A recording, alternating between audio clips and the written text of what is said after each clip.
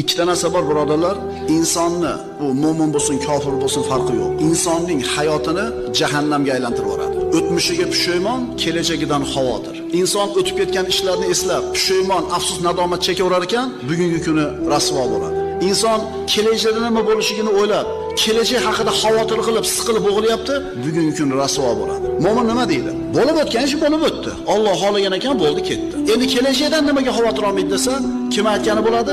Onasining qornida inson bolasi o'rnashdi, nutfa ko'rinishida. 120 kunga to'lgan kuni rizqi, ajali yozilgan. Kimga uylanadi, necha pul topadi, qayerda yashaydi, qachon o'ladi. Shunga iymon keltirgan odam Alloh aytgani bo'ldi deb ketaveradi. Ammo hech narsa qilmasdan o'tirib olmaydi. Sababini qiladi. Musulmonga yaxshilik kelsa ham, yomonlik kelsa ham musulmonga foyda. Birinchi holatda shukr keltiradi, ikkinchi holatda sabr qiladi.